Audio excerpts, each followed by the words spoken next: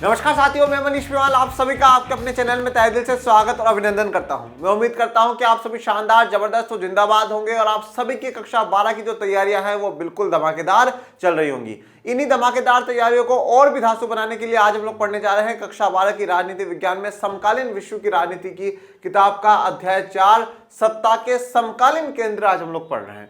और आज उसका लेक्चर नंबर 2, ये 12th की पॉलिटी है हमारी और ये अध्याय 4 है। और नई एनसीईआरटी के हिसाब से अगर आप देखेंगे जो 2023-24 में नई एनसीईआरटी आई है उसके हिसाब से ये अध्याय 2 है। चलिए तो आज हम लोग क्या पढ़ेंगे, आज हम लोग हमारा एक बड़ा वाला टॉपिक कवर कर लेंगे, वो है यूरोपीय संघ। चलिए, यूरोपीय संघ या इसको इंग्लिश में कहा जाता है European union, European union short में इसको कहा जाता है ईयू। देखिए, अब हम लोगों ने लास्ट लेक्चर में इस बात को समझ लिया था कि पूरे विश्व पे जो वर्चस्व था वो अमेरिका का था और उस अमेरिका की सत्ता को, अमेरिका के वर्चस्व को टक्कर देने के लिए और कौन कौन से सत्ता के केंद्र खड़े हो रहे हैं उनके बारे में हमें इस चैप्टर में, इस अध्याय में पढ़ना है। हमने बात करी है यूरोपीय संघ की, हमने बात करी है आसियान की और हमने बात करी चीन की। इन 3 बड़े सेंटर्स के बारे में हम लोगों को पढ़ना है, जिसमें आज हम सबसे पहले जो पढ़ेंगे वो यूरोपीय संघ के बारे में पढ़ेंगे। यूरोपीय संघ क्या है? यूरोपीय संघ यूरोप जो महाद्वीप है उसके देशों का एक संघ है, एक ग्रुप है, एक यूनियन है, उसको हम यूरोपियन यूनियन कहते हैं। पर जो ये यूरोपियन संघ, यूरोपियन यूनियन जो नाम मिला है वो ऐसा नहीं कि आज बैठ करके तय करा और कल यूरोपियन संघ बन गई। यूरोपियन संघ की बनने की शुरुआत 1948 से हो चुकी थी, परंतु यूरोपीय संघ जो स्थापना हुई वो 1992 में हुई। 1992 में जाकर के स्थापना हुई है और यूरोपीय संघ बनना जो शुरू हो चुका था वो 1948 से हो चुका था। अब ये कैसे? 1948 से यूरोप के देश धीरे धीरे अलग अलग संगठनों के नाम पर जुड़ते जा रहे थे। भाई ये आर्थिक संगठन, ये राजनीतिक संगठन, धीरे धीरे इस प्रकार से जुड़ते जा रहे थे। और जिस प्रकार से जैसे शीत युद्ध का अंत होता है इसी प्रकार से यूरोप के सारे देश मिलकर के क्या कर लेते हैं, एक यूनियन बना लेते हैं जिसका नाम होता है यूरोपीय संघ, यूरोपीय यूनियन। इस यूरोपीय संघ का पूरा घटनाक्रम भी हम लोग देखेंगे कि किस प्रकार से यूरोपीय संघ की स्थापना हुई, किस प्रकार से वो आगे बढ़ा, पूरी बात हम लोग जानेंगे। यूरोपीय संघ किस प्रकार से आर्थिक मायनों में विश्व पर ताकत स्थापित करता है, किस प्रकार से सैन्य मामलों में, किस प्रकार से संयुक्त राष्ट्र संघ में उसका दबदबा है, ये सारी बातें आज हम यूरोपीय संघ के बारे में जान लेंगे। मतलब यहाँ पर आपने यूरोपीय संघ आज पूरा पढ़ लिया, मतलब यूरोपियन यूनियन के बारे में, यूरोपीय संघ के बारे में आपकी पूरी जो डिटेल है, नॉलेज है, वो पूरी क्लियर हो जाएगी। चलिए शुरू करते हैं। जब दूसरा विश्व युद्ध समाप्त हुआ तब यूरोप के अनेक नेता यूरोप के सवालों को लेकर परेशान थे। जब दूसरा विश्व युद्ध समाप्त हुआ था, ठीक है, और कब समाप्त हुआ? 1945 में। जब 1945 में दूसरा विश्व युद्ध, सेकेंड वर्ल्ड वॉर समाप्त हुआ तो जो यूरोप के नेता हैं वो यूरोप के सवालों को लेकर के परेशान थे कि भैया यूरोप का क्या होगा, कैसे होगा, क्या हमें ये लड़ाई जारी रखनी चाहिए, नहीं रखनी चाहिए। जो ब्रिटेन के प्राइम मिनिस्टर रह चुके हैं विंस्टन चर्चिल ने ये बात कही भी थी एक बार कि जिस प्रकार से यूनाइटेड स्टेट्स ऑफ अमेरिका है उस प्रकार से यूनाइटेड स्टेट्स ऑफ यूरोप बनाना चाहिए। मतलब यूरोप के जो देश हैं उनको एक होकर करके, ठीक है, आगे बढ़ना चाहिए, आर्थिक और राजनीतिक रूप में क्या करना चाहिए, सहयोग करना चाहिए। तो कहीं ना कहीं धीरे धीरे इन बातों की शुरुआत हो चुकी थी कि भैया यूरोप को अब एक होकर करके, पूरा एकीकरण कर करके अपने महाद्वीप का और अपने अपने देशों का विकास करना चाहिए। परंतु जैसे जब दूसरा विश्व युद्ध समाप्त होता है तो यह सवाल चिंता पकड़ लेता है कि भैया अब यूरोप का क्या होगा, क्योंकि हम इतने युद्ध लड़ चुके हैं। प्रथम विश्व युद्ध लड़ा, द्वितीय विश्व युद्ध लड़ा, इसके अलावा जहां जहां हमने उपनिवेश बना रखे हैं वहां विरोध हो रहे हैं, वहां पैसा जा रहा है। इन सब के चक्रों में हम जो यूरोप है वो बड़ा बर्बाद हो चुका है। उसकी जन और धन हानि बड़े लेवल पर हुई है। खूब तो उनकी जनसंख्या है वो कम हुई क्योंकि काफी लोग मर गए लड़ाई झगड़ों में। प्रथम विश्व युद्ध, द्वितीय विश्व युद्ध में बहुत भयंकर लड़ाई हुई है और धन हानि भी काफी हुई है, तो इनका काफी नुकसान हो जाता है। तो यहाँ पे यूरोप के नेता जो है वो चिंता में है, वो इस सवाल पे सोच रहे हैं कि अब यूरोप को क्या करना चाहिए, कि या हमेशा यूं ही लड़ते झगड़ता रहना चाहिए या अब प्यार प्रेम के साथ मिलजुल करके सभी देशों को आर्थिक और राजनीतिक सहयोग एक दूसरे का करना चाहिए।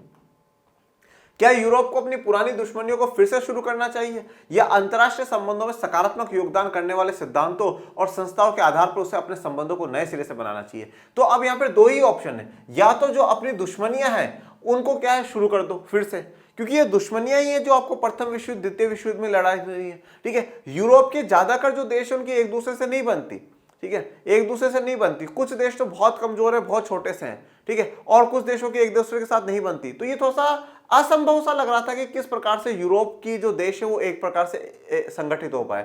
तो इसलिए यह था कि भैया या तो जो हमारी लड़ाई चल रही है, जो हमारी दुश्मनियां, उसको फिर से शुरू कर देना चाहिए, क्योंकि प्रथम विश्व युद्ध में, द्वितीय विश्व युद्ध में हमने हमारी दुश्मनियों को देख लिया, हमारी लड़ाई झगड़े कर करके देख लिया, या तो हम इनको वापस शुरू कर दें। और ये नहीं कर सकते हैं तो दूसरा ऑप्शन हमारे पास क्या है, जो अंतरराष्ट्रीय संबंध है उसमें सकारात्मक योगदान करने वाले, ठीक है, जो अंतरराष्ट्रीय संबंध है, जो राष्ट्रों के बीच में जो संबंध होते हैं, रिलेशंस होते हैं, और उनको सकारात्मक, उनको पॉजिटिव बनाने वाले जो सिद्धांत हैं, ऐसे प्रिंसिपल्स जो कि दो देशों के बीच में संबंध अच्छे बनाते हैं, ऐसे सिद्धांतों को और ऐसी संस्थाओं को आधार मानकर करके हमें हमारे रिश्तों को फिर से शुरू करना चाहिए। हमें हमारे रिश्तों को नए सिरे से शुरू करना चाहिए, मतलब जीरो से शुरू करना चाहिए। हमारी, आपकी और मेरी जो भी लड़ाई थी उसको भूल जाओ, मैंने कुछ गलत करा, आपने कुछ गलत करा, इसको भूल जाओ। अब आओ पूरे यूरोप के सारे देश मिलकर के क्या करते हैं, यूरोप के हर एक एक देश का विकास करते हैं। अब लड़ाई झगड़ा माफ करते हैं, हमारी जो भी दुश्मनी थी, जिसने जो गलतियां करी, सब भुला देते हैं और एक नई शुरुआत हम लोग करते हैं। नई शुरुआत कैसी होगी, जो होगी आर्थिक विकास के लिए होगी, जो हमारे देश के हर एक एक व्यक्ति के विकास के लिए होगी। तो ये विश्व युद्ध के दौरान तस्वीर आपको दर्शाई गई है कि जो सोल्जर है वो लड़ाई लड़ रहा है।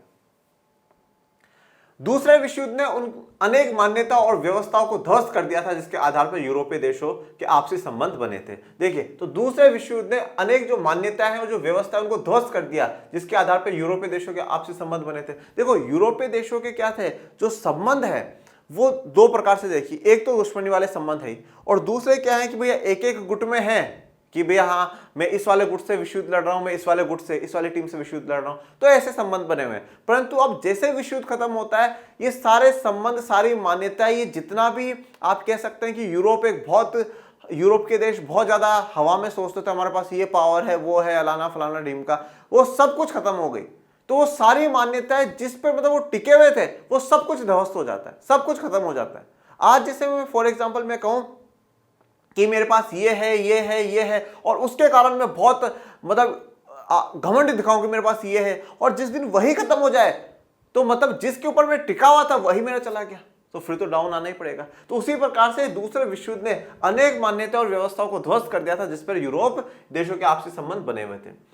1945 तक यूरोपीय देशों ने अपनी अर्थव्यवस्था की बर्बादी तो झेली, उन मान्यता और व्यवस्थाओं को ध्वस्त होते भी देख लिया था जिन पर यूरोप खड़ा हुआ था। तो देखिए, 1945 तक जो अर्थव्यवस्था की बर्बादी है वो तो झेली है, बहुत भयंकर अर्थव्यवस्था बर्बाद हुई है, बहुत भयंकर नुकसान इन लोगों को हुआ, यूरोप के हर देशों को बहुत खतरनाक वाला नुकसान हुआ है, क्योंकि युद्ध, प्रथम विश्व युद्ध लड़ रहे हैं, फिर द्वितीय विश्व युद्ध लड़ रहे हैं, तो भैया इतना पैसा आएगा कहां से, जन हानि भी हो रही है, धन हानि भी हो रही है, अर्थव्यवस्था बिल्कुल आप कह सकते हैं कि खत्म हो चुकी थी। उस खत्म होती हुई अर्थव्यवस्था को भी देखा है और उन मान्यता और व्यवस्थाओं को ध्वस्त होते भी देखा है जिस पर यूरोप खड़ा था। तो अर्थव्यवस्था तो बर्बाद होती हुई वो तो देखी है, परंतु उसके साथ साथ जिन मान्यताओं पर वो खड़े थे वो भी ध्वस्त हो चुकी थी। 1945 के बाद यूरोप के देशों में मेल मिलाप को शीत युद्ध से भी मदद मिली। तो देखो, अभी तक की कहानी को एक बार सीधा सा मैं आपको शॉर्ट में समझा देता हूं।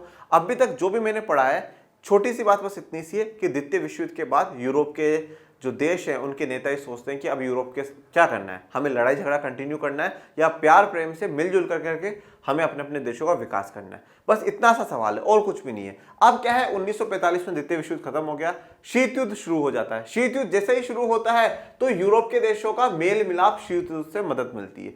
शीत युद्ध के बाद शुरू होता है तो अब यूरोप के देश ये समझ चुके कि अब देखो, युद्ध में मत पड़ो, ज्यादा लड़ाई झगड़ा अपन को नहीं करना, बिल्कुल भी नहीं करना लड़ाई झगड़ा।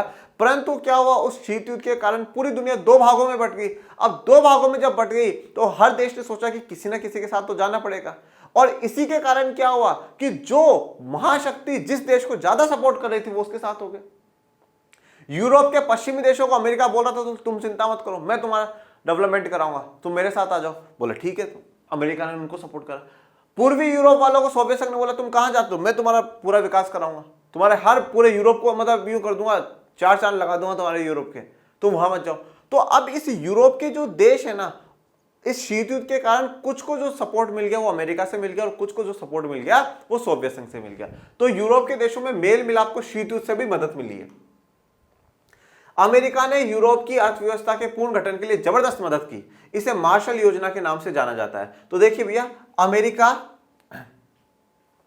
जब यूरोप ये बात कह रहा है कि हमें हमारा विकास करना है, आर्थिक सहयोग करना है, हमें राजनीतिक सहयोग बढ़ाना है, फिर से जो हमारी यूरोप की जो ताकत है उस ताकत को खड़ा करना है, तो अब खड़ा करने के लिए आपको आर्थिक ताकत बनाने के लिए क्या जरूरी है कि आप विकास करो, डेवलपमेंट करो। और डेवलपमेंट के लिए क्या चाहिए? पैसा चाहिए, धन चाहिए। तो अमेरिका ने बोला, अमेरिका ने पश्चिमी यूरोप के देशों को बोला कि तुम चिंता मत करो, तुम्हारे पूर्ण गठन के लिए, पूर्ण गठन का मतलब क्या है? जितना भी नुकसान हुआ उसे फिर से वापस तुम्हें खड़ा करने के लिए, फिर से तुम्हें आर्थिक शक्ति बनाने के लिए मैं मदद करूंगा। और एक योजना जारी करी गई जिस योजना का नाम था मार्शल योजना। मार्शल क्या है? मार्शल एक प्रकार से अमेरिका के मंत्री मान सकते हैं उस समय, ठीक है। वो स्टेट सेक्रेटरी ऑफ जनरल थे, तो एक प्रकार से मान लीजिए एक अच्छे पद पर थे। तो उन्होंने योजना जारी करी, ठीक है। उस योजना उन्होंने बनाई थी और उस योजना को फिर मार्शल योजना के नाम से जारी करा गया। इस मार्शल योजना में क्या था कि जो पश्चिमी देश है, जो वेस्ट यूरोप की कंट्रीज हैं,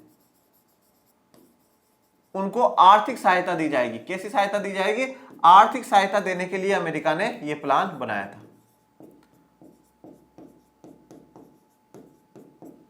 यह अमेरिका का झंडा आपको दिखाया, ठीक है। तो अब दूसरे विश्व युद्ध के बाद यूरोप के जो देश हैं वो सोच रहे हैं कि लड़ाई लड़नी है या आर्थिक सहयोग करना है। बोला आर्थिक सहयोग करना है, तो बोले ठीक है आर्थिक सहयोग करेंगे। तो बोले अब पर आर्थिक सहयोग के लिए आर्थिक मदद कौन करेगा? फिर अमेरिका ने बोला मैं करूंगा, और उसके लिए मार्शल योजना, मार्शल प्लान लागू कर दिया।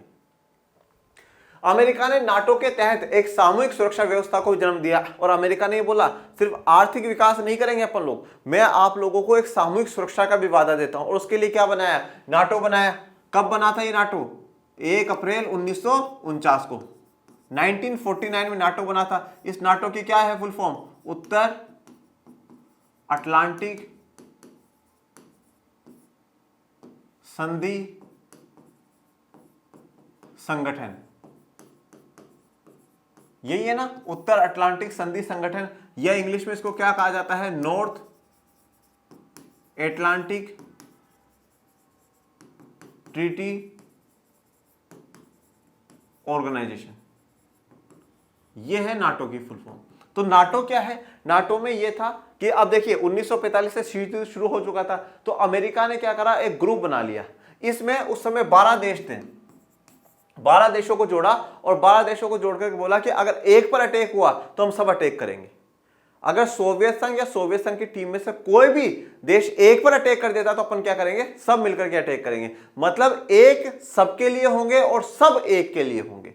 ये वाला नारा, ये वाला स्लोगन से अपन मान सकते हैं कि नाटो का होगा कि एक सबके लिए, मतलब मेरे अगर किसी पर भी अटैक हुआ, मैं कह रहा हूं तो मैं इन सब के लिए खड़ा होऊंगा, और मेरे पे कभी अटैक हुआ तो ये सब मेरे लिए भी खड़े होंगे। तो एक सबके लिए और सब एक के लिए होंगे। तो नाटो में यही बोला गया कि एक पर भी अटैक हो गया तो सब हम जवाब देंगे 12। तो इससे सामूहिक सुरक्षा व्यवस्था को भी अमेरिका ने क्या करा? जन्म दिया है। अमेरिका ने ऐसी व्यवस्था बिठाई है कि जिससे कि किसी पर भी अटैक होता है तो मिलकर के अपन लोग लड़ाई लड़ेंगे। अब मार्शल योजना के तहत ही 1948 में यूरोपीय आर्थिक सहयोग संगठन की स्थापना की गई, जिसके माध्यम से पश्चिमी यूरोप के देशों को आर्थिक मदद दी गई है। अब देखिए 1945 में सोच विचार हो गया, सब कुछ हो गया। अब धीरे धीरे अब यूरोपियन संघ या यूरोपियन यूनियन जिसे हम लोग कह रहे हैं उसका बनना शुरू हो जाता है धीरे धीरे। मतलब जो नींव है, जो फाउंडेशन है, वो अब तैयार हो जाती है। कब से? 1948 से। मार्शल योजना जो है उसी के तहत 1948 में पहला संगठन बनाया गया जिसका नाम था यूरोपीय आर्थिक सहयोग संगठन। इसको क्या कहा जाता है? इंग्लिश में इसको कहा जाता है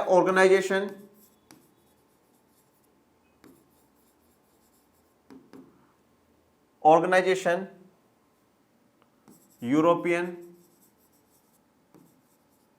इकोनॉमिक कॉर्पोरेशन। ठीक है, यूरोपियन इकोनॉमिक कॉर्पोरेशन के लिए जो यूरोप के देश है वो आर्थिक रूप से क्या करेंगे? एक दूसरे का सहयोग करेंगे। उसके लिए क्या बनाया गया? एक संगठन बनाया गया जिसका नाम है OECC, OEEC, ठीक है, Organization for European Economic Corporation. कब बनाया गया? 1948 में बनाया गया। इसके तहत क्या है? कि पश्चिमी यूरोप के देशों को आर्थिक मदद दी गई। तो मार्शल योजना क्या है? मार्शल योजना के तहत सबसे पहले 1948 में यूरोपीय आर्थिक सहयोग संगठन बनाया गया, जिसके तहत जो पश्चिमी यूरोप के देश हैं उनको आर्थिक मदद देने का काम करा है अमेरिका ने। सिर्फ और सिर्फ पश्चिमी यूरोप के देशों को करा है। और पश्चिमी यूरोप के देशों को क्यों? क्योंकि वो किसके साथ है? वो अमेरिका के साथ हैं। और जब यूरोपीय आर्थिक सहयोग संगठन पे शुरुआत में कितने देश जुड़ते हैं बेटा? 6 देश। जब इस पर साइन करा जाएगा तो कितने देश होंगे? 6 देश हैं, 6 कंट्रीज हैं। मैं नाम लिखवा दूं आप लोगों को। वैसे तो देखो अपन जब नेक्स्ट लेक्चर पढ़ेंगे तो उसमें आपकी किताब में यूरोपीय संघ का पूरा घटनाक्रम दे रखा है, मैं आपको वो पढ़ाऊंगा, पर फिर भी एक बार मैं आपको यहाँ पे नाम लिखा देता हूं। तो कौन कौन से देश हैं? 6 पश्चिमी देश है। कौन कौन से? सबसे पहला फ्रांस, दूसरा कौन सा है? Waste Germany. देखिए जर्मनी में भी पश्चिमी जर्मनी है, वेस्ट जर्मनी। तीसरा कौन सा है? इटली। ओके, और फिर उसके बाद फोर्थ है नीदरलैंड, फिफ्थ है लग्जमबर्ग, और सिक्स्थ है बेल्जियम। और सिक्स्थ कौन सा है? बेल्जियम। बेल्जियम अगर आपको याद आ रहा हो तो कक्षा 10 में सत्ता की साझेदारी अपन ने पढ़ी थी। ठीक है, याद करो, थोड़ा सा अतीत में जाओ, थोड़ा सा इतिहास में जाओ और याद करो। अध्याय 1 सत्ता की साझेदारी जब अपन लोगों ने पढ़ी थी तो वहां पे बेल्जियम की कहानी पढ़ी थी। यहाँ पे 2 भाषा बोलने वाले लोग रहते हैं, डच भाषा और फ्रेंच भाषा बोलने वाले लोग रहते हैं। और यहाँ पर जो पूरा देश है बेल्जियम, उसमें कौन ज्यादा बहुसंख्यक था? डच बहुसंख्यक थे। पर यहाँ की जो राजधानी है, याद करिएगा, और क्यों याद करा रहा हूं वो भी बता देता हूं। और जो यहाँ की राजधानी है ब्रुसेल्स, ठीक है, वहां पे कौन ज्यादा बहुसंख्यक था? फ्रेंच भाषा बोलने वाले बहुसंख्यक थे। और हम यहाँ पे क्यों याद दिला रहा हूं? क्योंकि इसी ब्रुसेल्स में यूरोपियन यूनियन का हेडक्वार्टर है बच्चों। इसी ब्रुसेल्स में यूरोपियन यूनियन का, यूरोपीय संघ का हेडक्वार्टर है, मुख्यालय है। मतलब जो मेन ऑफिस है ना, वो छोटे से देश की छोटी सी कैपिटल में जाकर के सेट करा। यूरोपियन यूनियन का हेडक्वार्टर, यूरोपियन संघ का मुख्यालय जो है, मेन ऑफिस जो है, वो कहां पर है? बेल्जियम की राजधानी ब्रुसेल्स में। और ये जब क्लास 10th में पढ़ाया था, जब भी मैंने बताया था, तो सोचिए पहले की चीजें पढ़ी हुई कितना काम आती है। तो शुरुआत में जब देखिए, अब यहां से क्या है, ये संगठन अलग अलग नाम पर बदलते जाएंगे और फाइनली यूरोपीय संघ का नाम ले लेंगे। तो यूरोपीय संघ जो है उसकी अब शुरुआत हो चुकी है। 1948 में सबसे पहले यूरोपीय आर्थिक सहयोग संगठन बनाया गया, जिसके तहत मार्शल प्लान के तहत जो पश्चिमी यूरोप के देश हैं उनको आर्थिक सहायता दी जाएगी, मतलब पैसा धन दौलत दी जाएगी। शुरुआत में 6 देश जुड़ते हैं, फ्रांस, पश्चिमी Germany, Italy, Netherlands, Luxembourg, Belgium. और ये जो साइन है, ये लोगो है, किसका है? नाटो का है। यह एक ऐसा मंच बन गया जिसके माध्यम से पश्चिमी यूरोप के देशों ने व्यापार और आर्थिक मामलों में एक दूसरे की मदद करी। अब ये एक ऐसा मंच, एक ऐसा प्लेटफॉर्म बन गया जिसके द्वारा पश्चिमी यूरोप के जो देश हैं, विशेष करके वो 6, क्योंकि अभी वो 6 ही जुड़े थे, उन देशों ने व्यापार में और आर्थिक मामलों में एक दूसरे की मदद करी। व्यापार में और आर्थिक मामले में एक दूसरे की मदद करने का मतलब क्या है? कि वह व्यापार बढ़ाने के लिए, हमारे यहाँ पे किसी सामान का उत्पादन हो रहा है, हम आपके देश में बेचेंगे, आपके देश में और आप हमारे देश में बेचो। आपके देश में कोई टेक्नोलॉजी नहीं तो हम देंगे, आपके पास है तो आप हमें दे दो। ठीक है, और आर्थिक मामले में कोई धन दौलत चाहिए, कोई सपोर्ट चाहिए, कुछ भी सपोर्ट चाहिए आर्थिक रूप से, हम आपको देने को तैयार है। ये 6 के 6 जो देश है, ये पश्चिमी यूरोप के जो देश है, वो अब एक साथ मिलकर करके अपने अपने देशों का विकास कर रहे हैं। 1949 में गठित यूरोपीय परिषद राजनीतिक सहयोग के मामले में एक अगला कदम साबित हुई। देखो अब 1948 में, 1948 में तो जो बनाई गई थी वो आर्थिक सहयोग के लिए थी कि भैया हम इकोनॉमिक कोऑपरेशन करेंगे, सिर्फ और सिर्फ व्यापार को बढ़ावा देने के लिए संगठन बनाया गया था। पर 1949 में, एक साल के बाद ही क्या बना दिया गया? यूरोपीय परिषद बना दी गई। क्या बना दी गई? यूरोपीय परिषद। इसको कहा जाता है यूरोपियन काउंसिल। ठीक है, तो सबसे पहले तो क्या बनाया 1948 में? OEEC बनाया, मतलब इकोनॉमिक काउंसिल बनाया कि भैया इकोनॉमिक ऑर्गेनाइजेशन बनाया कि आर्थिक रूप से हम लोग सहयोग करेंगे। फिर अगले साल में 1949 में क्या बना दिया? EC बना दिया, यूरोपियन काउंसिल बना दिया। ये किस रूप से? राजनीतिक सहयोग से करने के लिए, पॉलिटिकल जो सहयोग है, पॉलिटिकल जो कोऑपरेशन है वो करने के लिए। और यहाँ पे आपको तस्वीर दिखाई है यूरोपीय देशों के लोगों की। यूरोप के पूंजीवादी देशों की अर्थव्यवस्था के आपसी एकीकरण की प्रक्रिया चरणबद्ध ढंग से आगे बढ़ी और इसके परिणाम स्वरूप 1957 में यूरोपियन इकोनॉमिक कम्युनिटी का गठन हुआ है। अब देखिए यूरोप के जो पूंजीवादी देश हैं, ठीक है, देखो अब यूरोप भी क्या है, दो भागों में बटा हुआ था उस समय, ये पश्चिमी देश और ये पूर्वी देश, और ये पश्चिमी देश है ये अमेरिका के सपोर्टर है, मतलब ये सारे के सारे पूंजीवादी हैं, ये सारे के सारे पूंजीवादी हैं, और इधर वाले सोवियत संघ के सपोर्टर है तो ये सारे के सारे समाजवादी या साम्यवादी हैं। तो यूरोप के जो पूंजीवादी देश हैं उनकी अर्थव्यवस्था में आपसी एकीकरण, उनका एकीकरण हुआ, वो सारे के सारे एक हो रहे हैं कि हाँ भैया हम यहां से वो खरीद लेंगे, वो पूरा एकीकरण होता जा रहा है। अब मतलब डिफरेंस नहीं है, यहां का व्यक्ति वहां जा रहा है, वहां का व्यक्ति यहां आ रहा है, आपसी एकीकरण हो रहा है। और इस एकीकरण जो प्रक्रिया है वो चरणबद्ध ढंग से हुई है। चरणबद्ध ढंग से होने का मतलब क्या है, स्टेप बाय स्टेप हुई, पहले ये बना फिर ये बना फिर ये बना, मतलब एक तरीके से एक सिस्टम से काम चलता जा रहा है। और अब 1948 में एक संगठन बना इकोनॉमिक कोऑपरेशन के लिए, फिर 1949 में बना पॉलिटिकल कोऑपरेशन के लिए, राजनीतिक सहयोग करने के लिए। अब उसके बाद 1957 में बनाई जा रही है यूरोपियन इकोनॉमिक कम्युनिटी, क्या कहेंगे, EEC, European economic community. Okay, European parliament के गठन के बाद इस प्रक्रिया ने राजनीतिक स्वरूप प्राप्त कर लिया। फिर बाद में कुछ समय के बाद क्या बन जाता है, यूरोपियन पार्लियामेंट भी बन जाता है। ठीक है, ये जैसे आपको एक तस्वीर दर्शाई गई है यूरोपियन पार्लियामेंट की। सोवियत गुट के पतन के बाद इस प्रक्रिया में तेजी आई और 1992 में इस प्रक्रिया की परिणति यूरोपीय संघ की स्थापना के रूप में हुई। अब सोवियत जो गुट है उसका क्या हो गया, पतन हो गया, सोवियत संघ टूट गया, और टूटने के बाद यूरोपीय संघ बनने की जो प्रक्रिया है वो और भी तेजी हुई, और फाइनली 1992 में क्या हो जाती है, यूरोपीय संघ की स्थापना हो जाती है। तो वैसे तो यूरोपीय संघ का पूरा घटनाक्रम पढ़ना है कि 1948 से लेकर करके 1992 के बीच में कौन कौन से देश जुड़े, कौन कौन से देश हटे, कौन कौन से संगठन बने, कौन कौन से संगठनों की क्या महत्वपूर्ण बात है और कौन कौन से संगठनों की कोई महत्वपूर्ण बात नहीं है, ये सब कुछ हमें पढ़ना है। परंतु आज आपको यहाँ पे एक डेट मिल जाती है कि यूरोपीय संघ की, यूरोपीय यूनियन की स्थापना कब हुई, 1992 में यूरोपियन यूनियन की स्थापना हुई थी। परंतु यह स्थापना ऐसा नहीं था कि 1991 में बैठ करके सोचा और 92 में संगठन बना दिया। संगठन कब से बनता हुआ आ रहा था, 1948 से। शुरुआत 1948 से हो गई थी, परंतु जो फाइनल रूप है, जो फाइनल फेस हमें देखने को मिलता है वो 92 में देखने को मिलता है। यूरोपीय संघ के रूप में समान विदेश और सुरक्षा नीति, आंतरिक मामलों तथा न्याय से जुड़े मुद्दों पर सहयोग और एक समान मुद्रा के चलन के लिए रास्ता तैयार हो गया। अब जैसे यूरोपीय संघ बना तो इसमें क्या क्या विशेष बातें हैं। पहला तो समान विदेश और सुरक्षा नीति। इसमें कहा गया कि अपन लोग क्या करेंगे कि हमारी जो होगी विदेश नीति होगी ना वो सबकी एक होगी। हमने यूरोपियन पार्लियामेंट बनाया है, मतलब यूरोप के जो देश उस संगठन में जुड़ा है उनका एक पार्लियामेंट बना लिया। वहां अपन बैठेंगे, डिसाइड करेंगे कि भैया अपने सभी देशों के लिए क्या विदेशी नीति अच्छी है क्या नहीं। विदेशी नीति अच्छी होने का मतलब है किसके साथ संबंध रखने हैं, किसके साथ नहीं रखने। इस वाले देश के साथ यूरोप के इन देशों को संबंध रखना चाहिए नहीं रखना चाहिए, इनको रखना चाहिए या नहीं रखना चाहिए।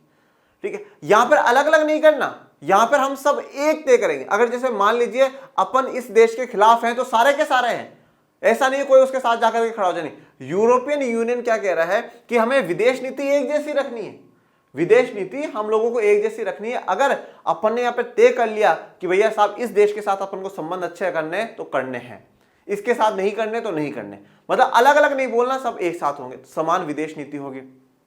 इसके साथ सुरक्षा नीति भी जो होगी वो क्या होगी, एक होगी। हमारे सबकी जो सिक्योरिटी की जो पॉलिसी है वो भी एक होगी। जैसे एक तो ये नाटो में जुड़े हुए हैं सब के सब ऑलमोस्ट, दूसरा इन्होंने अपना डिफेंस भी एक करके रखा है, नहीं साहब अपन सब एक साथ रहेंगे और कभी भी लड़ाई झगड़ा हुआ तो एक साथ यूरोपीय संघ जवाब देगा। आंतरिक मामलों तथा न्याय से जुड़े मुद्दों पर सहयोग, और कोई आंतरिक मामला है जैसे मान लो इस देश का कोई इंटरनल मामला है, कोई न्याय का जस्टिस का मामला है, तो वो भी अपन यहाँ बैठ करके शांति से सुलझाने की कोशिश करेंगे, उस पर भी सहयोग करेंगे। जैसे इस देश का कोई आंतरिक मामला है, ये भी यूरोप का है और बाकी ये यूरोपियन यूनियन का भाग है, तो यूरोपियन यूनियन उसमें मदद करेगा आपके आंतरिक मामलों में, आपको शांतिपूर्ण तरीके से उसको सोल्व करने में आपकी मदद करेगा, न्याय से जुड़े मुद्दों में सहयोग करेगा। और सबसे इंपॉर्टेंट, एक समान मुद्रा के चलन, मतलब एक जैसी मुद्रा चलाएंगे और वो जो मुद्रा होगी उसका क्या नाम रखा गया, यूरो। इसका साइन ये होता है, ठीक है, यूरो। ठीक है। यूरोपियन संघ की जो मुद्रा है वो क्या है, यूरो है। अब देखिए यूरो जो है आज लगभग शायद 26 से 27 देश ऐसे हैं जो यूरोपीय संघ का भाग है बच्चों, पर उनमें से सारे के सारे भी ऐसे एक मुद्रा नहीं चलाते हैं, ठीक है। ज्यादा करने अपनी मुद्रा अलग कर रखी है, मतलब पर ये मान लीजिए 26-27 में से शायद 15 से ज्यादा तो ऐसे हैं जिन्होंने यूरो को अपना रखा, मतलब सब में एक जैसी मुद्रा चलती, एक जैसा ही जो करेंसी है वो चलती। तो आप सोचो ना कितनी आसानी हो गई, मतलब इस देश से इस देश में व्यापार करोगे तो आपको करेंसी चेंज करने की आवश्यकता नहीं पड़ेगी। तो यहाँ पर यूरोपीय संघ की जो विशेषता है ना बच्चों, इसी बात से पता चलती है। ये लोग अपनी विदेश नीति एक जैसी रखते हैं, सुरक्षा नीति एक जैसी रखते हैं, मुद्रा जो है, मनी जो है, करेंसी है, वो भी इनकी एक होती है। तो इससे क्या है कि कहीं ना कहीं ये लोग एक संगठन के रूप में काम ना कर करके क्या कर रहे हैं, एक राष्ट्र राज्य के रूप में काम कर रहे हैं। जैसे एक देश का होता है ना, जैसे एक देश की विदेश नीति अपनी होगी, जैसे आज भारत चाहे जिसके साथ संबंध बनाए जिसके साथ नहीं बनाए, आज भारत में मुद्रा एक ही चलता है, भारत में जो भी मामले होंगे उन सब पे सुरक्षा नीति जो है सब एक है, भारत की, पूरे भारत की एक ही होगी ना। तो जिस प्रकार से एक कंट्री बिहेव करता है उस कंट्री से हम लोगों को बिल्कुल बराबर करना है, एक समान जो मुद्रा है उसका चलन हम लोगों को करना होगा। तो एक समान मुद्रा का चलन के लिए रास्ता तैयार हो जाएगा। तो यहां पर ये यूरोपीय संघ जो है वो एक राष्ट्र राज्य की तरह अब बिहेव करने लगा है, मतलब अब आप सोचिए कि एक देश की तरह बिहेव करने लगा है, मतलब 25 से ज्यादा देशों का संगठन एक बन जाता है और वो एक देश की तरह ट्रीट करने लग जाता है। 25 देश एक साथ एक भाषा बोलते हैं, साहब हम इसके खिलाफ है मतलब खिलाफ है, हम इसके पक्ष है मतलब इसके पक्ष है, हम सबकी मुद्रा ये है। तो कितना बड़ा इफेक्ट पड़ता है। वो कहते हैं ना कि संगठन में शक्ति होती है, एक आज आप अकेले लड़ने जाओ और एक आपके साथ 10 लोग लड़ने जाए तो भैया प्रभाव पड़ता है ना 10 लोगों का। संगठन में शक्ति होती है। तो इनकी संगठन देखो, इनकी ताकत देखो कि ये इन्होंने सब एक करने की पूरी पूरी कोशिश है और है भी इनका। पर देखो विदेश नीति और सुरक्षा नीति इसमें कहीं ना कहीं थोड़ा सा फेलियर है। सारे देश सेम विदेश नीति को नहीं अपनाएंगे, सारे देश एक सुरक्षा नीति को नहीं अपनाएंगे और काफी देश मुद्रा को भी अपनाने से मना कर देते हैं। जैसे पहले ब्रिटेन जुड़ा हुआ था तो ब्रिटेन की पाउंड है, ठीक है। तो जब पाउंड है तो वो नहीं मानते यूरो को, बोले नहीं यूरो नहीं, पाउंड ही रखेंगे हम लोग। तो अलग अलग है, पर फिर भी काफी हद तक यूरोपीय संघ क्या है, एक होकर के काम कर रहा है, जो कि यूरोप में एक बड़ी ताकत के रूप में। एक लंबे समय में बना यूरोपीय संघ आर्थिक सहयोग वाली व्यवस्था से बदलकर ज्यादा से ज्यादा राजनीतिक रूप लेता गया। अब देखिए यूरोपीय संघ आर्थिक सहयोग वाली व्यवस्था थी, ठीक है, आर्थिक सहयोग वाली व्यवस्था थी कि भाई हम इकोनॉमिक कोऑपरेशन करेंगे, उसको जरूरत होगी तो उसकी मदद करेंगे, इसकी जरूरत होगी तो उसकी मदद करेंगे। पर अब ये आर्थिक सहयोग वाली व्यवस्था से बदलकर राजनीतिक रूप लेता गया, पॉलिटिकल होता गया। अब पॉलिटिकल होने का मतलब क्या है कि देखो विदेश नीति अपन सबकी एक होगी, सुरक्षा नीति अपन सबकी एक होगी, एक पार्लियामेंट होगा, करेंसी एक होगी। ये सब क्या है, ये राजनीतिक रूप है। मतलब देखो आर्थिक रूप का तो मतलब ये है कि भैया आपको हमारे से कोई मदद चाहिए, मदद ले लो, ये पैसा ले लो, टेक्नोलॉजी ले लो, आप टेक्नोलॉजी दे दो, हम आपका सामान वहां भेज दे, आप हमारे यहाँ भेज दो। ये सब कुछ आर्थिक रूप में आ जाता है। राजनीतिक में क्या आ जाता है, डिसीजन लेने वाली अथॉरिटी बन जाती है ना, तब हम उसको क्या है राजनीतिक या पॉलिटिकल में देख लेते हैं, ठीक है। पूरे यूरोपियन सारे यूरोप के देशों की जो विदेशी नीति होगी वो ये होगी, ये विदेशी नीति होगी। तो ये क्या हो गया, पॉलिटिकल हो गया ना, डिसीजन ले रहे हैं। इसके अलावा ये वाली सुरक्षा नीति होगी, इसके साथ संबंध रखने हैं, इसके साथ नहीं रखने, ये वाली करेंसी चलेगी, ये वाली नहीं चलेगी, ये डिसीजन सुप्रीम है, ये नहीं है। तो डिसीजन लेने वाली अथॉरिटी भी बनती जाती है, वो राजनीतिक रूप लेती गई। अब यूरोपीय संघ स्वयं काफी हद तक एक विशाल राष्ट्र राज्य की तरह ही काम करने लगा था। तो यूरोपीय संघ खुद अब क्या है, एक विशाल राष्ट्र राज्य की तरह काम करने लगा था, मतलब खुद एक देश की तरह काम करने लगा, जहां पर खुद की एक विदेश नीति है, जहां पर खुद का एक पार्लियामेंट है, जहां पर खुद के रूल्स एंड रेगुलेशंस है, जहां पर खुद की एक सुरक्षा नीति है, जहां पर खुद की एक मुद्रा है, मनी है। बस ये लोग एक संविधान और बनाना चाहते थे।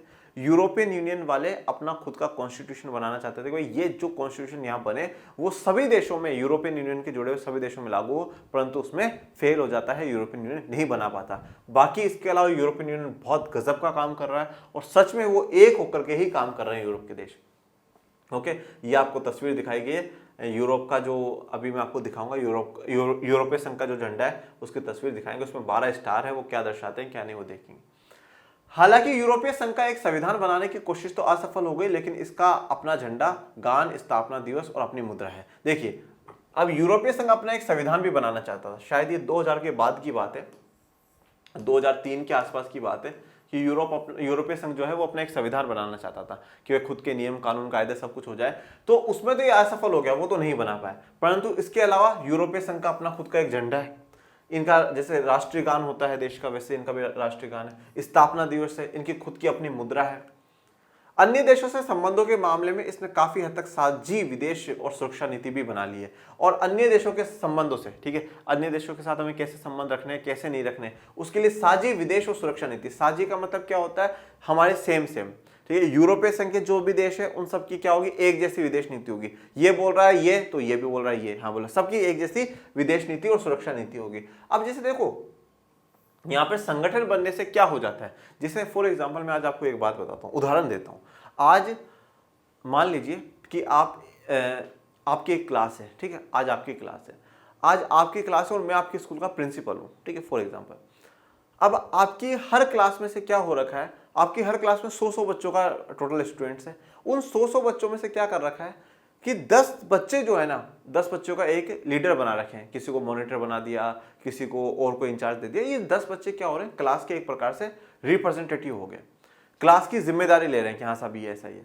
अब ये 10 बच्चे क्या है कि हर सैटरडे को अपनी क्लास के साथ बैठ करके मीटिंग कर लेते हैं कि हाँ साहब अपनी क्लास में क्या समस्या है, क्या समस्या नहीं है, क्या अच्छा है, क्या बुरा है। पर ये 100 के 100 बच्चे बैठ करके एक बात तय कर लेते हैं कि हाँ साहब ये सही है और ये गलत है, ये सही है और ये गलत है, बस। तो इस प्रकार से सारे के सारे बैठ करके एक बात तय कर ली। अब इस क्लास का जो हेड होगा, मतलब जो मॉनिटर होगा, अब जैसे मान लीजिए कभी प्रिंसिपल को मीटिंग करनी है कि भाई आपकी क्लास में क्या समस्या है, क्या नहीं है, जो भी मीटिंग करनी है, वो 100 बच्चों से मीटिंग करने की जगह क्या करेगी, डायरेक्ट मॉनिटर को बुला लेंगे।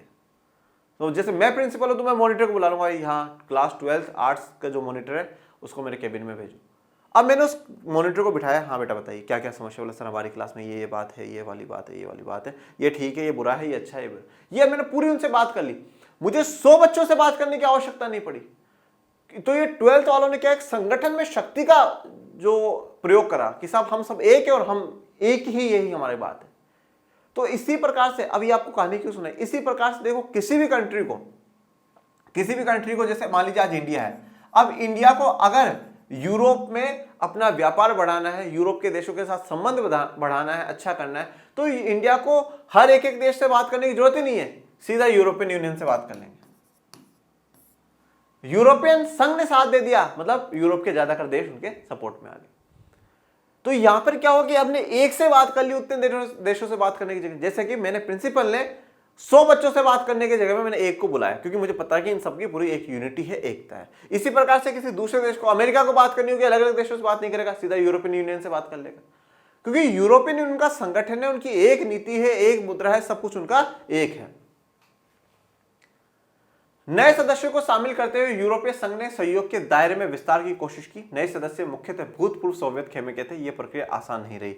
अब नए सदस्यों को भी शामिल कर रहा था यूरोपीय संघ समय के साथ, और ये जो नए सदस्य थे वो कहां के थे, भूतपूर्व सोवियत खेमे के थे। मतलब पहले ये किसमें थे, सोवियत संघ में थे। तो पहले सोवियत संघ वाली टीम में से अब वो सोवियत संघ तो टूट चुका है, अब वो भी यूरोप का भाग है। मैंने आपको क्या बताया, यूरोप शुरुआत में 2 भागों में बटा हुआ था, पश्चिमी यूरोप और पूर्वी यूरोप। अब ये पूर्वी यूरोप वाले किसके साथ थे, सोवियत संघ के साथ थे, पर सोवियत संघ टूट गया। अब ये लोग भी चाहते हैं कि साहब हमें भी यूरोप ये संघ में जोड़ो, यूरोपियन यूनियन में जोड़ लो, क्योंकि हम भी तो यूरोप का ही भाग है। तो नए सदस्यों को जोड़ने की कोशिश होती है, नए सदस्यों को से अपनी टीम का विस्तार करा जाता है, परंतु ये आसान नहीं होता। आसान क्यों नहीं?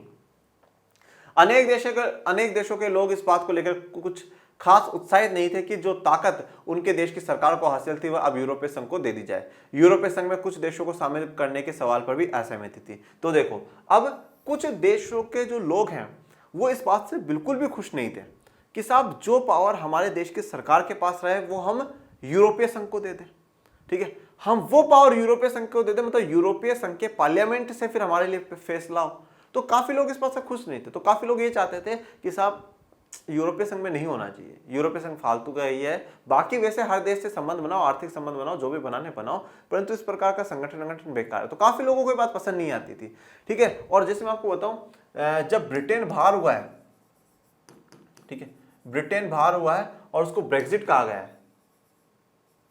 ब्रेक्जिट का मतलब क्या है, ब्रिटिश एग्जिट। ठीक है, एग्जिट का मतलब क्या होता है, बाहर, और ब्रिटिश मतलब जो ब्रिटेन वाले, तो ब्रिटिश क्या हो गए, एग्जिट हो गए, ब्रिटिश क्या हो गए, बाहर हो गए।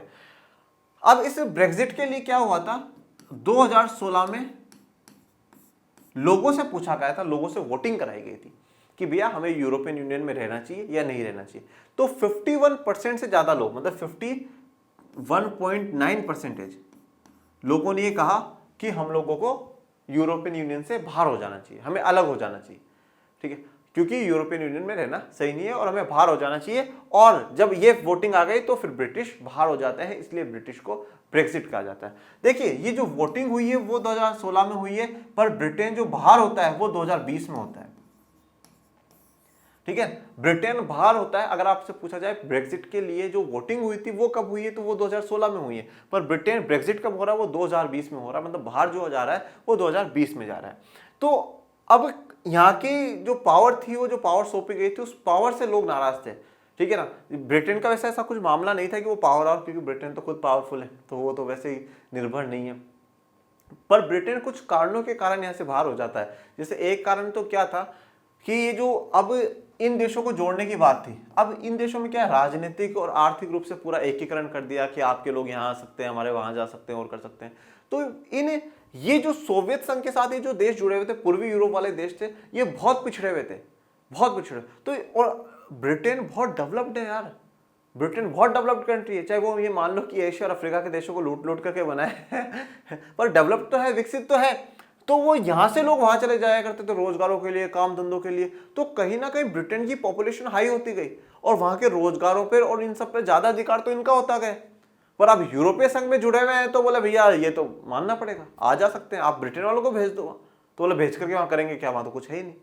तो ऐसे और भी कारण होते हैं, पर उनमें से एक कारण कहीं ना कहीं ये था कि इसलिए ब्रिटेन बाहर हो जाता। बोले भाई तुम अपने रास्ते, मैं अपने रास्ते, मुझे नहीं लेना ऐसा है। तुम तो कल को पूरे यूरोप को यहाँ भेज दोगे, ऐसा काम नहीं चलेगा। तो कुछ लोग, कुछ देशों के जो लोग हैं वो इस बात से बिल्कुल भी खुश नहीं थे। जो पावर हमारे देश की सरकार के पास रहनी चाहिए थी वो यूरोपीय संघ को दे। और दूसरी बात, नए देशों को जोड़ने पर भी क्या था, यूरोपीय संघ में सवाल थे, असहमति थी। जो ऑलरेडी जो देश जुड़े हुए थे, ये पश्चिमी जो देश थे, ये काफी ताकतवर थे, काफी पावरफुल थे और काफी विकसित थे। और अब इनमें से काफी देशों ने विरोध करा कि बोले यार ये पूर्वी यूरोप वालों को जोड़ लोगे, वो तो बहुत बुरी स्थिति हो रही है। अब कल को हम हमारे संसाधन, हमारे रिसोर्सेज क्या है, दूसरों पे उन पे ज्यादा खर्चा करेंगे। ऐसा मत करो, उनको मजोड़ो, वो अलग है, अलग रहने दो। सोवियत संघ से मदद ले रहे थे, बोला अभी भी ले जाओ, जब सोवियत संघ से मदद लो, हमसे मदद मत लो। तो जोड़ने पर भी असहमति थी। ये आपकी किताब में मानचित्र दे रखा है। मानचित्र में ये जितने भी आपको ये दिख रहे हैं ना, पर्पल कलर में जो दिख रहे हैं, ये सारे के सारे कौन है, जो पुराने सदस्य हैं। पुराने सदस्यों का मतलब है 2004 से पहले के सदस्य हैं। ठीक है, पुराने सदस्यों का मतलब है 2004 से पहले के सदस्य हैं लगभग। और ये ज्यादातर जो सदस्य हैं वो 2004 के बाद के हैं, नए वाले सदस्य। अब देखो, अब इसमें अगर मैं बात करूं तो ये यूनाइटेड किंगडम जो है, ये जो पूरा ब्रिटेन है, ये तो अलग हो ही गया है, ये तो अलग हो ही चुका है ना, ये तो अब है नहीं। तो एक तो इसको कट कर दो, इसको कट कर दो, और उसके अलावा ये बाकी आपको सब देखने को मिल रहा है। France, Spain, Portugal, Ireland, Luxembourg, ये बेल्जियम है, यहाँ पे लग्जमबर्ग है, यहाँ पे नीदरलैंड है, Germany, Denmark, Sweden, Finland, Austria, Italy, Greece, ये सब देखो। और अब इनमें से देखो, इनमें थोड़ा सा डिफरेंस भी कैसे है। डिफरेंस कैसे है, पहले जैसे यूनाइटेड किंगडम था तो ये तो भैया अपनी करेंसी चलाया करता था, इनकी करेंसी को माना ही नहीं करता था। ये स्वीडन वाले, डेनमार्क वाले, ये भी बोला करेंसी वरेंसी हम हमारी चलाएंगे, करेंसी वरेंसी के मामले में फालतू का इतना नहीं, अपन को नहीं चाहिए। हाँ, उंगली पकड़ते पकड़ते हाथ मत पकड़ो। ठीक है, हाँ ठीक है, इकोनॉमिक कॉपरेशन करेंगे, आर्थिक सहायता करेंगे, विकास करेंगे, सब कुछ, पर करेंसी हमारे देश में हमारी होगी, ऐसा नहीं भैया। ये इतना भी हमें किसी से ज़्यादा लगाव नहीं लगाना, ये बाकी देश। और देखिए कुछ देश इसमें ऐसे हैं जो काफ़ी वीक हैं, जैसे यहाँ पर फ्रांस, जर्मनी तो खूब पावरफुल कंट्रीज रही। अब ये जो ऑरेंज में है ये नए हैं, तो एस्टोनिया, लताविया और लिथुआनिया, ये तीनों क्या है, ये तीनों बाल्टिक देश हैं। ये तीनों बाल्टिक कंट्रीज हैं, अपने पढ़ा है दो दुर्व्यता के अंत में बाल्टिक देश को किसको कहा जाता है। ये पोलैंड है, ये चेक रिपब्लिक और ये स्लोवाकिया रिपब्लिक। तो चेक रिपब्लिक और स्लोवाकिया रिपब्लिक भी क्या हो जाता है, टूट जाता है। ये हंगरी, ये क्रोशिया, ये रोमानिया, ये बुल्गारिया, इन सबको बाद में जोड़ लिया जाता है। तो इन सबसे मिलकर के क्या बनता है, आज का यूरोपियन संघ मिलकर के बनता है। ओके, यूरोपीय संघ का आर्थिक, राजनीतिक, कूटनीतिक तथा सैनिक प्रभाव बहुत जबरदस्त है। तो देखो अब यूरोपीय संघ को हम तीन प्रकार से देखेंगे कि उसका किस प्रकार से दबदबा है, किस प्रकार से उसका प्रभाव है और किस प्रकार से वो अमेरिका को टक्कर देने के लिए तैयार है। तो आर्थिक रूप से भी देखेंगे कि आर्थिक रूप से उसकी कितनी इकोनॉमी है, कितनी जीडीपी में शेयर है, विश्व व्यापार में उसका कितना योगदान है, कितना कुल उत्पादन वहां पर होता है, ये सब कुछ। राजनीतिक और कूटनीतिक मतलब पॉलिटिकली भी उनको चेक करेंगे कि भाई पॉलिटिकली कितना है। अब एक विदेश नीति है, एक सुरक्षा नीति है, इस प्रकार से। और सैनिक रूप से भी देखेंगे कि इनकी सेना की जो ताकत है वो कितनी है।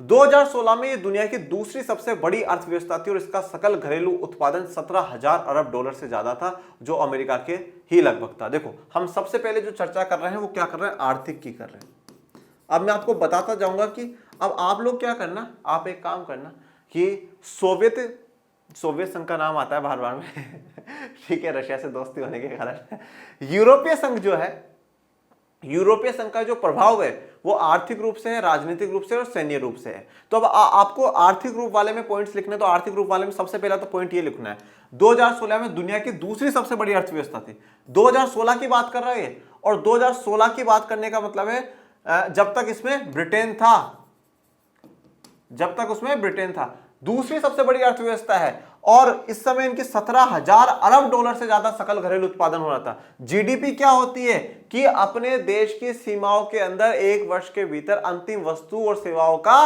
बाजार मूल्य क्या कहलाता है, जीडीपी कहलाता है, ग्रॉस डोमेस्टिक प्रोडक्ट, सकल घरेलू उत्पाद कहलाता है। तो इन्होंने अपनी सीमा किसको माना, पूरे यूरोपीय संघ के जितने भी देश हैं उनको सीमा माना। और उस हिसाब से देखा जाए तो 17,000 अरब डॉलर से ज्यादा इनका टोटल कुल उत्पादन हुआ था। ये कुल उत्पादन निकाला कैसे, ब्रिटेन में कितना हुआ 100 रुपए का, फ्रांस में कितना हुआ 100 रुपए का, बेल्जियम में 100 रुपए का, चलो जोड़ लो सबको। तो ऐसे कर करके सारों को जोड़ करके पता लगा दिया कि 17,000 अरब डॉलर से ज्यादा का उत्पादन हुआ है। परंतु मैं अब आपको एक बात बताऊं, ब्रिटेन के बाहर होने के बाद 2020 के बाद अगर आप देखेंगे ना तो ये 14 पर आ गया है, 14,000 अरब डॉलर पर आ गया।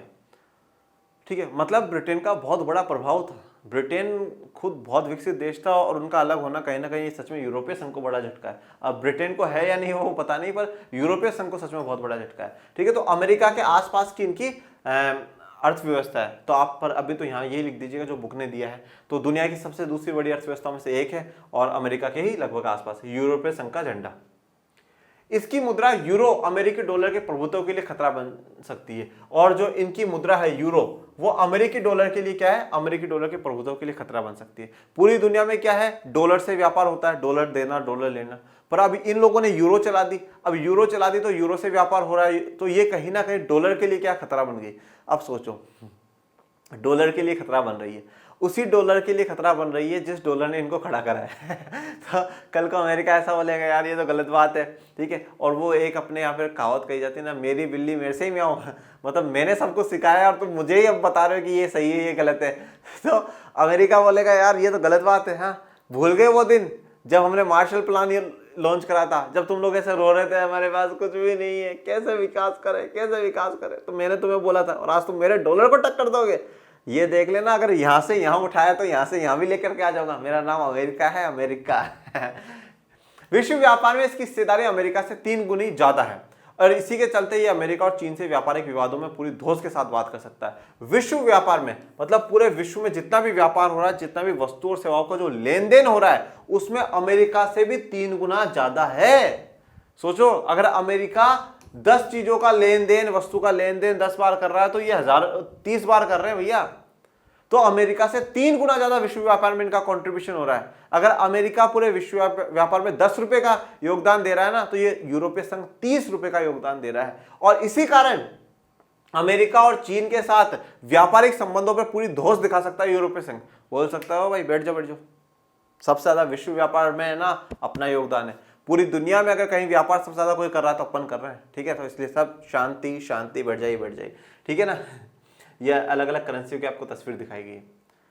इसकी आर्थिक शक्ति का प्रभाव इसके नजदीकी देशों पर ही नहीं बल्कि एशिया और अफ्रीका के दूर दराज के मुल्कों पर भी है। तो इसकी जो आर्थिक शक्ति का प्रभाव है ना, वो सिर्फ इसके आसपास के देशों पर ही नहीं है बल्कि एशिया और अफ्रीका के जो दूर दराज के मुल्क हैं, मतलब एशिया और अफ्रीका के दूर है इनसे, तो दूर दराज के जो देश है, बहुत दूर दूर तक के जो मुल्क है, उसका भी हमें क्या करना है, मुल्क हम लोगों को करना होगा, मुल्क हम लोगों को बराबर रखना होगा। यह विश्व व्यापार संगठन जैसे अंतरराष्ट्रीय व्यापार संगठन के अंदर एक महत्वपूर्ण समूह के रूप में काम करता है। अब अंतरराष्ट्रीय व्यापार संगठन क्या है? वर्ल्ड ट्रेड ऑर्गेनाइजेशन, ठीक है, जिसको हम लोग क्या कहते हैं, WTO कहते हैं। ये वर्ल्ड ट्रेड ऑर्गेनाइजेशन बनाया गया था बच्चों 1995 में। 1 जनवरी 1995 को वर्ल्ड ट्रेड ऑर्गेनाइजेशन या विश्व व्यापार संगठन बनाया गया था। यह संगठन इसलिए बनाया गया था कि भैया पूरे विश्व में क्या होना चाहिए, व्यापार में उदारता आनी चाहिए। मतलब कोई भी देश अपने व्यापार पर किसी भी प्रकार का प्रतिबंध ना लगाए, किसी भी प्रकार के रोक टोक ना लगाए कि नहीं साहब हम इस देश का सामान हमारे देश में नहीं आने देंगे, ठीक है, हम ये नहीं करेंगे वो नहीं करेंगे, रोक टोक नहीं लगानी है। आप कोई भी देश वहां बेचे खरीदे इस प्रकार का। तो ये काम WTO का था कि व्यापार में उदारता आए, लिबरल हो और सब में मतलब लगभग आप कह सकते हो पूंजीवादी व्यवस्था को स्थापित करना इनका उद्देश्य रहा है। तो विश्व व्यापार संगठन स्थापित करा गया। अब विश्व व्यापार संगठन में हर देश उसका कहीं ना कहीं सदस्य, 164 या 165 देश आज की मौजूदा दौर में विश्व व्यापार संगठन के सदस्य, भारत भी है, ठीक है, भारत भी है। और अब देखिए संगठन, और अब यूरोपीय संघ जो है वो खुद एक राष्ट्र राज्य के तौर पे काम कर रहा है, राष्ट्र राज्य के तौर पे काम कर रहा है। तो अंतरराष्ट्रीय जो व्यापार संगठन है WTO है, उसमें भी इसका एक महत्वपूर्ण समूह है, महत्वपूर्ण इंपॉर्टेंट रोल प्ले कर रहा है। क्योंकि मैंने क्या कहा, जहां पे अलग अलग बात करेंगे, यहाँ पे 25 कंट्री, 26 कंट्री, 27 कंट्रियों का एक साथ समूह बोल रहा है कि हाँ साहब हम इस फैसले के विपक्ष में हैं, हम इस फैसले को सपोर्ट नहीं करते हैं, तो भैया वहीं WTO तो शांत हो जाएगा। बोले ठीक है, यूरोपियन यूनियन भैया बैठ जाओ, गुस्सा क्यों हो रहे हो, ठंडा ठंडा मंगाओ आपके लिए, बैठो बैठो बैठो। ऐसा नहीं, ऐसा गुस्सा वस्सा मत हो यार, हम बैठ के बात कर लेते हैं ना, मैं इस फैसले के पक्ष में हूं, हाँ तो बोला बस पक्ष में, तो फिर ठीक है। तो यूरोपियन यूनियन का आर्थिक जो व्यापार संगठन है, अंतर्राष्ट्रीय व्यापार संगठन है, उनमें भी एक बहुत बड़ा दबदबा है। अंतर्राष्ट्रीय व्यापारिक संगठन में विश्व व्यापार संगठन भी आ जाएगा, WTO भी आ जाएगा, अंतर्राष्ट्रीय मुद्रा कोष भी आ जाएगी, विश्व बैंक है वो भी आ जाएंगे, सारे आ जाएंगे। ये अलग अलग देशों की झंडों की तस्वीर। यूरोपीय संघ का एक सदस्य फ्रांस सुरक्षा परिषद का स्थायी सदस्य है। यूरोपीय संघ के कई और देश सुरक्षा परिषद के अस्थायी सदस्यों में शामिल है। अब देखो, अब आ जाओ राजनीतिक रूप में, ठीक है, तो आर्थिक के वो सारे पॉइंट हो गए, अब आ जाओ राजनीतिक रूप में। राजनीतिक में अब आप सबको पता है, देखो विश्व व्यापार संगठन हो गया, अंतर्राष्ट्रीय मुद्रा कोष हो गया, विश्व बैंक हो गया, इन सब के बारे में अंतर्राष्ट्रीय संगठन वाला चैप्टर है, उसमें मैं आपको सब पढ़ाऊंगा। ऐसे चिंतित मत हो कि सर हमें विश्व व्यापार संगठन के बारे में ज्यादा नहीं पता, हमें विश्व बैंक के बारे में ज्यादा नहीं पता, कोई बात नहीं, अभी आगे चैप्टर्स में आएगा, अभी सिर्फ आप कहानी को समझते हुए चलो, ठीक है। अब देखो अपन ने, मैं आपको पहले भी बता चुका हूँ, वापस बता देता हूँ, 1945 में एक संगठन बनाया गया जिसका नाम था UNO, या जिसको हम कहते हैं संयुक्त राष्ट्र संघ, संयुक्त राष्ट्र संघ। इस संयुक्त राष्ट्र संघ में दो भागों में आप बांट सकते हैं। एक तो इसको कहा जाता है UNGA, UNGA संयुक्त राष्ट्र संघ महासभा। GA का जो मतलब है वो है महासभा, जनरल असेंबली, किसका, इसका GA का। दूसरी तरफ होती है UNSC, United nation security council. तो SC का मतलब यहां पर क्या है, सुरक्षा परिषद, सुरक्षा परिषद। अब देखिए महासभा में तो क्या है, जितने भी देश हैं उन सबको बराबर के अधिकार है, सबका एक वोट लगेगा। 194 सदस्य हैं आज संयुक्त राष्ट्र संघ के साथ, मतलब 194 देश जुड़े हुए हैं, तो सबको एक वोट मिलेगा, सबको बराबर बोलने का मौका मिलेगा, सबको बराबर अवसर मिलेंगे। परंतु जो सुरक्षा परिषद है इसमें क्या है, टोटल सिर्फ और सिर्फ 15 सदस्य हैं बेटा, जिसमें से 5 सदस्य जो हैं वो स्थायी हैं और 10 जो हैं वो अस्थायी हैं। ये जो 10 है ना, ये हर 2-2 साल में बदल जाते हैं, ठीक है, हर 2 साल में बदलते जाएंगे। अभी जो 5 स्थायी है वो कौन कौन से, पहला जिसमें मैंने आपको याद भी करा रखा है, यूके नाम से याद रखो, USSR, यूके और USA। 3 तो ये यू वाले हैं, तो अब ये USSR की तो गद्दी किसको मिल गई, रशिया को। और इसके अलावा कौन कौन सा है, फ्रांस और चाइना। ये 5 ऐसे हैं, इनके पास एक स्पेशल पावर है जिसको कहा जाता है निषेधाधिकार या वीटो पावर। ये 5 चाहे जब भी सुरक्षा परिषद की अगर कोई मीटिंग चल रही हो और ये 5 अगर वीटो पावर का इस्तेमाल कर लेते हैं, मतलब ये किसी चीज के लिए बोल देते हैं कि साहब ये काम नहीं होगा, मैं अपने वीटो का इस्तेमाल करता हूं, ये टक वीटो दब गया, मतलब इन्होंने मना कर दिया, एक ने भी मना कर दिया, तो चाहे सब कुछ भी बोलते रहो। निषेधाधिकार मतलब आपको मना करने का अधिकार है कि हम इस चीज के पक्ष में नहीं है और इसके लिए मैं अपना वीटो यूज करता हूं, जो मेरे पास निषेधाधिकार है मैं उसका इस्तेमाल करता हूं। मतलब बहुत बड़ी बात है कि आपके ना कहने से ना हो जाए और आपके हां कहने से हां हो जाए। तो ऐसा ना कहने वाले जो 5 स्थायी सदस्य हैं, उनमें से पहले तो 2 स्थायी सदस्य थे यूरोपीय संघ के, ब्रिटेन, यूके और फ्रांस। और आज चलो यूके, ब्रिटेन, इंग्लैंड जो भी आप कहते हो वो हट चुका है और अब आज फ्रांस है। तो फ्रांस सुरक्षा परिषद का स्थायी सदस्य है, बड़ी बात है, पावर है, ये ताकत है, ये हिला सकता है ये कभी भी वहां बैठा बैठा सुरक्षा परिषद में, तहलका मचा देगा भैया। मना कर दिया, मना कर दिया, ठीक है। यूरोपीय संघ के साथ है हम लोग। यूरोपीय संघ के कई और देश सुरक्षा परिषद के अस्थायी सदस्य में, तो अब एक तो स्थायी में बैठा है और बहुत सारे अस्थायी में भी होते हैं। इसके चलते यूरोपीय संघ अमेरिका समेत सभी मुल्कों की नीतियों को प्रभावित कर सकता है, करता भी है, ठीक है। तो अमेरिका के साथ सबको ही करता है। ईरान के परमाणु कार्यक्रम से संबंधित अमेरिकी नीतियों को हाल के दिनों में प्रभावित करना इसका एक उदाहरण है। तो देखिए, ईरान के परमाणु कार्यक्रम में तो संबंधित अमेरिकी नीतियों को हाल के दिनों में प्रभावित करना इसका एक उदाहरण है कि भाई ईरान पे जो हमले की बात कर रहा है अमेरिका और है, तो उसके परमाणु कार्यक्रम पे देखो, अब ये एक खुद बहुत एक अलग कहानी है, एक बड़ी कहानी है। और ये अगर आप चैप्टर 3 थोड़ा पढ़ते हैं ना, जब भी उसका वन शॉट आएगा, ठीक है, तो तब उसमें आपको थोड़ा बहुत तो इसके बारे में पता चल जाएगा। पर बस इतना ध्यान रखिए कि उन चीज़ों पर भी प्रभावित इसने करा है। चीन के साथ मानवाधिकारों के उल्लंघन और पर्यावरण विनाश के मामलों पर धमकी या सैनिक शक्ति का उपयोग करने की जगह कूटनीति, आर्थिक निवेश और बातचीत की इसकी नीति ज्यादा प्रभावित ही साबित हुई है। तो चीन के साथ मानवाधिकारों का जो उल्लंघन हुआ है, पर्यावरण के विनाश के हमले पर धमकी, सैनिक शक्ति, इन सब की जगह पर उसने क्या है, बातचीत के जरिए ज्यादा प्रभावित बनाया। सैनिक ताकत के हिसाब से यूरोपीय संघ के पास दुनिया की दूसरी सबसे बड़ी सेना है। तो आर्थिक रूप से देख लिया, राजनीतिक रूप से देख लिया, अब सैन्य रूप में भी देख लो, सैन्य रूप में किस प्रकार से वो ताकतवर है। सैनिक ताकत के हिसाब से यूरोपीय संघ के पास दुनिया की दूसरी सबसे बड़ी सेना है। मतलब इन सारे देशों की सेना मिला लोगे तो इनकी दूसरी सबसे बड़ी सेना हो जाएगी। इसका कुल रक्षा बजट अमेरिका के बाद सबसे अधिक है। अमेरिका रक्षा पे बहुत खर्चा करता है, डिफेंस पे बहुत ज्यादा पैसा खर्च करता है, ठीक है ना। और उनके बाद दूसरा, अमेरिका का तो बहुत ज्यादा बजट है, तो अमेरिका के बाद दूसरा सबसे ज्यादा अगर बजट कोई खर्चा कर रहा है रक्षा पे तो यूरोपीय संघ कर रहा है, मतलब सारे देशों का मिला करके है। यूरोपीय संघ के देश, फ्रांस के पास परमाणु हथियार है और अनुमान है कि इसके पास करीबन 335 परमाणु हथियार है। और यूरोपीय संघ के फ्रांस के पास परमाणु हथियार है और करीबन 335 परमाणु हथियार उसके पास है। परमाणु हथियारों की तस्वीर। अंतरिक्ष विज्ञान और संचार प्रौद्योगिकी के मामले में भी यूरोपीय संघ का दुनिया में दूसरा स्थान है। तो अंतरिक्ष विज्ञान में, ठीक है, स्पेस की जो टेक्नोलॉजी है उसके बारे में, संचार कम्युनिकेशन की जो टेक्नोलॉजी है उसमें, और इसमें भी दुनिया भर में उसका दूसरा स्थान है।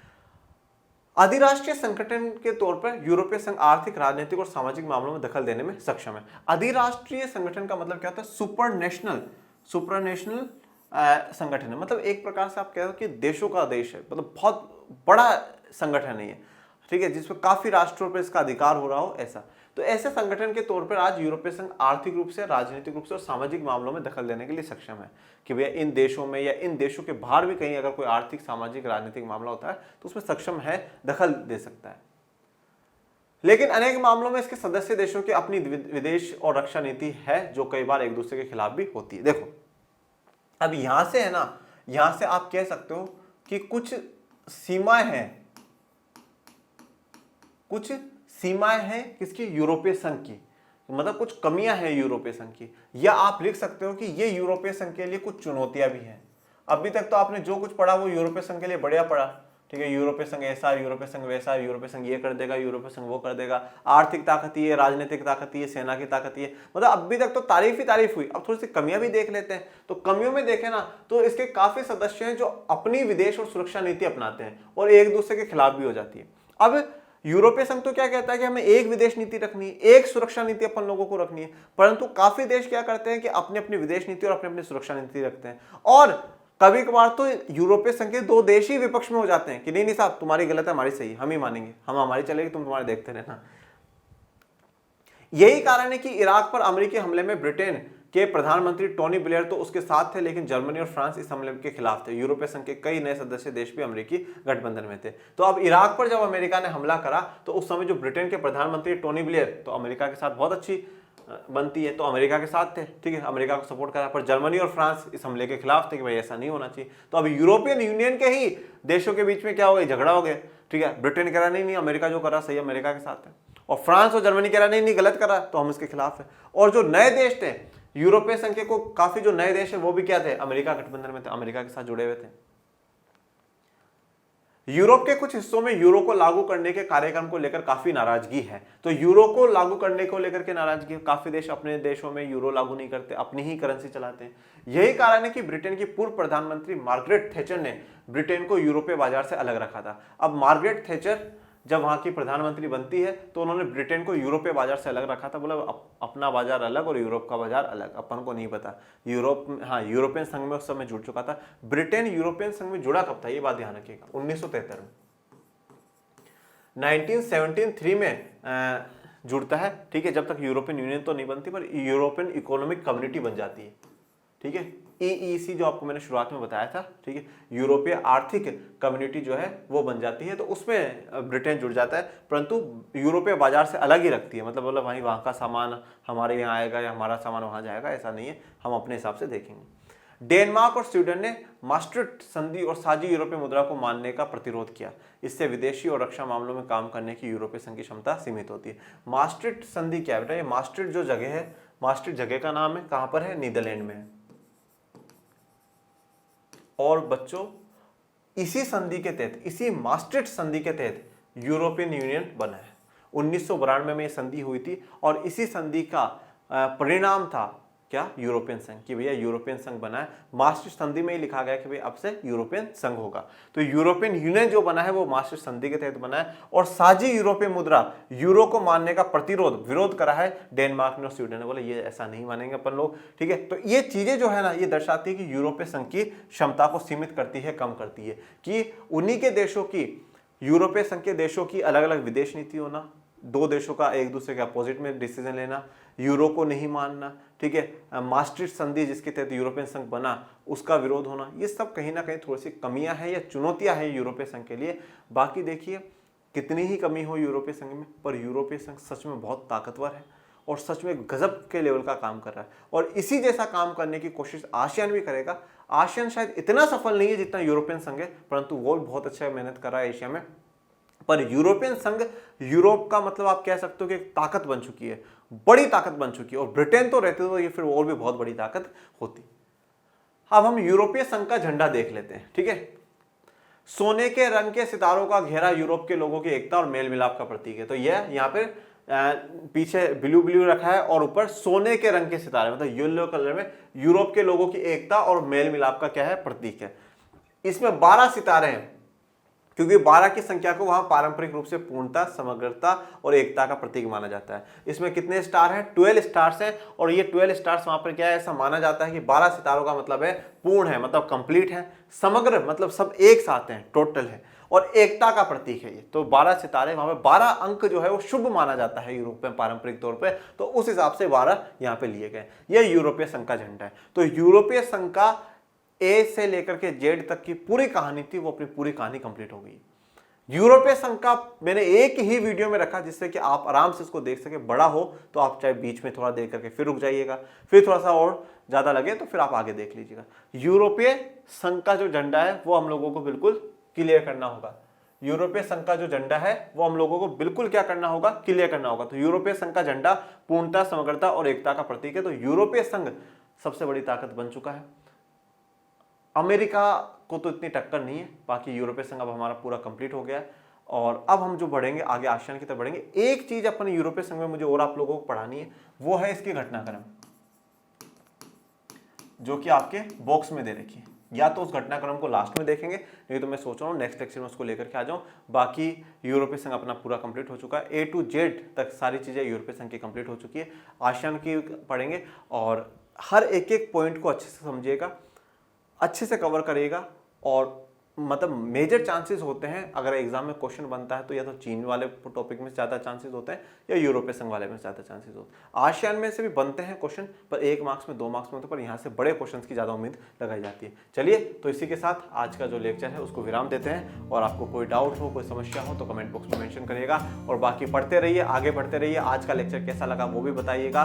और इस चैनल को भी ज़्यादा से ज़्यादा लाइक, शेयर, सब्सक्राइब करिएगा। और डिस्क्रिप्शन में टेलीग्राम चैनल का लिंक दे रखा, प्लीज उसको भी ज्वाइन करिएगा। मिलेंगे नेक्स्ट लेक्चर में, तब तक के लिए थैंक यू सो मच। जय हिंद, जय भारत।